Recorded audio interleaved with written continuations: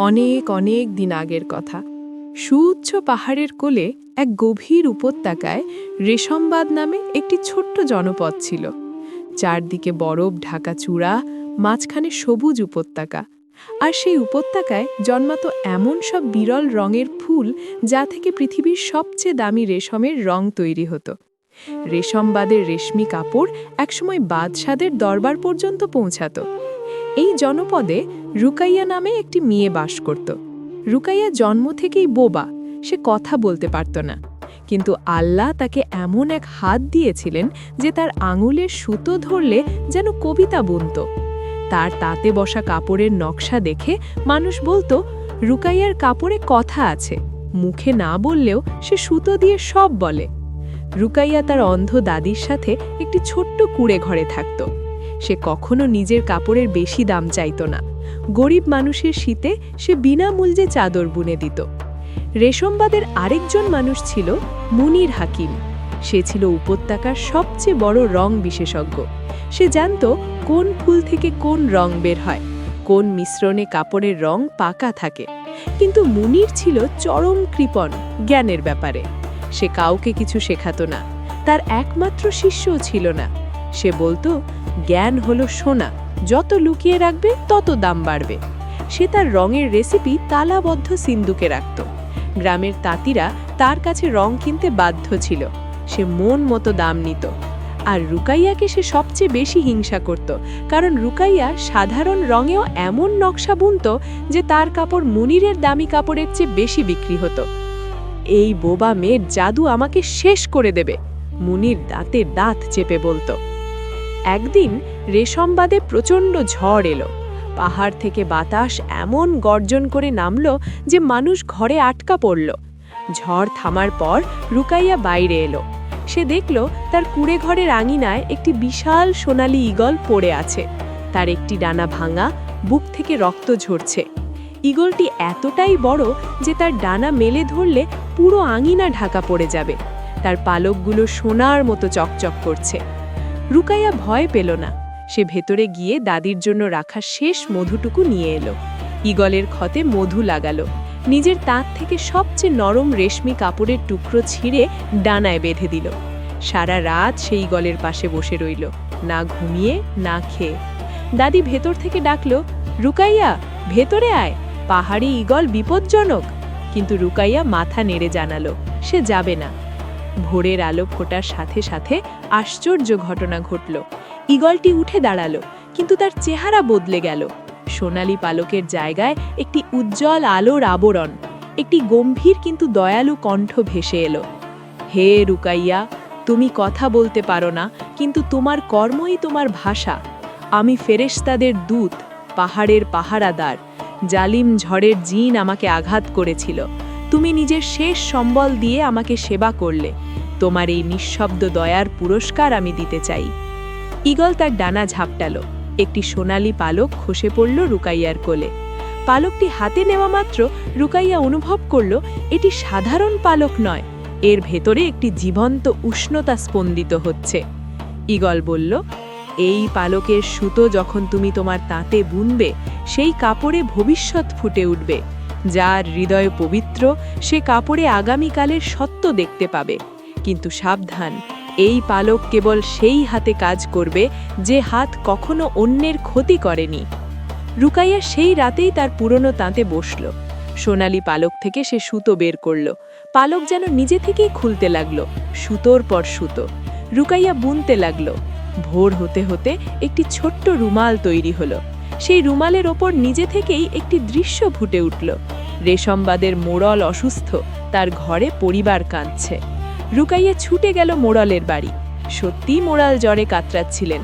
রুকাইয়া ইশারায় বোঝালো পাহাড়ের উত্তর ঢালে একটি নীল ফুল জন্মে, সেটি জ্বরের ওষুধ। লোকেরা সেই ফুল এনে মোড়ালকে দিল। 3 দিনে মোড়াল সুস্থ হলেন। মানুষ বিস্মিত হয়ে জিজ্ঞেস করল, রুকাইয়া কিভাবে জানল? উত্তর একটাই, তার রুমালে ভবিষ্যৎ ফুটে উঠেছিল। এরপর রুকাইয়ার খ্যাতি ছড়িয়ে পড়ল। সে প্রতিদিন এক টুকরো কাপড় বুনত, আর সেই কাপড়ে আগামী দিনের কোনো সংকেত দেখা যেত। কখনো ফসল নষ্ট হওয়ার আগাম সতর্কতা, কখনো হারিয়ে যাওয়া পশুর সন্ধান, কখনো অসুস্থতার পূর্বাভাস। রুকাইয়া কখনো এই ক্ষমতা বিক্রি করল না, সে বিনামূল্যে সবাইকে সাহায্য করত। মুনির হাকিমের কানে যখন এই খবর পৌঁছালো, তার চোখ হিংসায় জ্বলে উঠল। সে তার এক চাকরকে পাঠালো রুকাইয়ার কুঁড়ে ঘরে গোপনে নজর রাখতে। চাকর ফিরে এসে বলল, রুকাইয়া একটি সোনালি পালকের সুতো দিয়ে কাপড় বোনে, সেই পালক সে একটি ঈগলকে সেবা করে পেয়েছে। মুনির লাফিয়ে উঠল, তাহলে আমাকেও একটি ঈগল ধরতে হবে। মুনির পাহাড়ে উঠল, সে একটি বড় জাল নিয়ে গেল আর পাহাড়ের চূড়ায় একটি মৃত খরগোশ রেখে ফাঁদ পাতল। একটি ঈগল এসে বসতেই জাল ফেলে দিল। ঈগল ছটফট করছিল। মুনির তার দিকে তাকিয়ে বলল, চুপ করো পাখি, আমি তোমাকে সেবা করব, কিন্তু তার আগে তোমাকে আমাকে পালক দিতে হবে। সে জোর করে ঈগলের ডানা থেকে দুটো পালক ছিঁড়ে নিল, তারপর জাল থেকে ঈগলকে ছেড়ে দিল। এই নে, মুক্ত করলাম, এখন আমারও পুরস্কার চাই। ঈগল আকাশে উড়ে গেল, কোনো কথা বলল না, কোনো আলো জ্বলল না। মুনির হাসতে হাসতে বাড়ি ফিরল। বোবা মেয়ে পেরেছে, আমি কেন পারবো না? সেই রাতে মুনির তার কারখানায় সোনালি পালক থেকে সুতো বের করার চেষ্টা করল, কিন্তু পালক থেকে সুতো বের হলো না, বের হলো একটি তীক্ষ্ণ বিষাক্ত কাঁটা। সেই কাঁটা মুনিরের আঙুলে বিঁধল। মুহূর্তেই তার আঙুলগুলো অসাড় হয়ে গেল। সে চিৎকার করে উঠল, কিন্তু শাস্তি সেখানেই থামল না। সেই কাঁটার বিষ ছড়িয়ে পড়ল তার দুই হাতে। যে হাত দিয়ে সে সারা জীবন জ্ঞান লুকিয়ে রেখেছিল, তালাবদ্ধ সিন্দুকের চাবি ঘুরিয়েছিল, অন্যদের শেখানো থেকে বঞ্চিত করেছিল, সেই দুই হাতই এখন অবশ হয়ে গেল। মুনির আর রং মেশাতে পারে না, সিন্দুক খুলতে পারে না, এমনকি নিজের মুখে খাবার তুলতেও কষ্ট হয়। আর ঠিক সেই সপ্তাহেই রেশমবাদের ওপর নেমে এলো মহাবিপদ। টানা বৃষ্টিতে পাহাড়ের গা ভিজে একদম নরম হয়ে গেল। গ্রামের পূর্ব পাশের বিশাল পাহাড়ের গায়ে ফাটল দেখা দিল। মোড়াল ঘোষণা করলেন, ভয়ঙ্কর ধস আসছে, পুরো উপত্যকা মাটির নিচে চাপা পড়তে পারে। মানুষ আতঙ্কে দিশেহারা, পালাবে কোন দিকে? পশ্চিমে খাড়া পাহাড়, উত্তরে বরফ, দক্ষিণে নদী, কোনো পথ নেই। বাচ্চারা কাঁদছে, বৃদ্ধরা দোয়া পড়ছে। রুকাইয়া তার তাঁতে বসল, তার চোখ দিয়ে পানি গড়াচ্ছিল, কিন্তু হাত থামেনি। সে বুনতে লাগল। এবারের কাপড়ে ফুটে উঠল একটি মানচিত্র। পাহাড়ের দক্ষিণ পশ্চিমে একটি গুপ্ত সুড়ঙ্গ, যা বের হয়েছে নদীর ওপারের নিরাপদ সমতলে। সেই সুড়ঙ্গের কথা কেউ জানত না। রুকাইয়া কাপড় নিয়ে ছুটল মোড়ালের কাছে।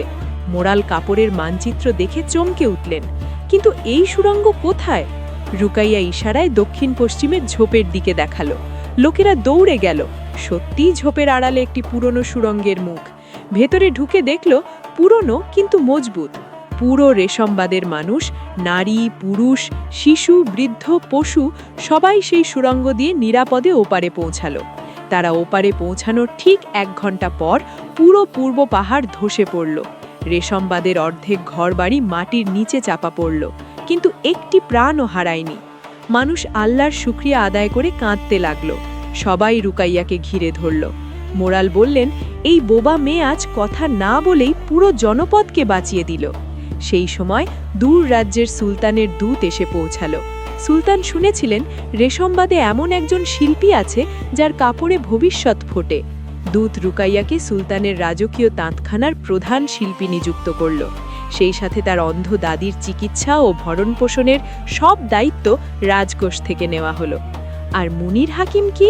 তার 2 হাত অবশ, তার সিন্দুক খুলতে পারে না, তার জ্ঞান এখন তালাবদ্ধ, তার নিজের কাছেও অধরা। সে রুকাইয়ার কুঁড়ে ঘরের সামনে এসে মাটিতে বসে কাঁদল। রুকাইয়া কিছু বলতে পারে না, কিন্তু সে কিছু করতে পারে। সে মুনিরের অবশ হাতে নিজের বোনা একটি নরম চাদর জড়িয়ে দিল। তারপর ইশারায় বোঝালো, আমি তোমাকে ক্ষমা করেছি। সে সুলতানের হাকিমদের কাছে মুনিরের চিকিৎসার ব্যবস্থা করে দিল। ধীরে ধীরে মুনিরের হাতে কিছুটা শক্তি ফিরল। পুরোপুরি নয়, কিন্তু এতটুকু যে সে আবার রং মেশাতে পারে। কিন্তু এবার সে বদলে গেল। সে তার সিন্দুক ভেঙে ফেলল। তার সব গোপন রেসিপি সে গ্রামের প্রতিটি তাঁতিকে বিনামূল্যে শিখিয়ে দিল। সে বলতো, জ্ঞান তালাবদ্ধ রাখলে পচে যায়, বিলিয়ে দিলে বাড়ে। নৈতিক শিক্ষা: জ্ঞান, দয়া এবং সেবা কখনো লুকিয়ে রাখার জিনিস নয়। আল্লাহ তাআলা সেই বান্দাকেই সম্মানিত করেন যে নিজের নেয়ামত অন্যের কল্যাণে উজাড় করে দেয়, আর যে লুকিয়ে রাখে তার নিজের কাছেও সেই নেয়ামত একদিন হারিয়ে যায়।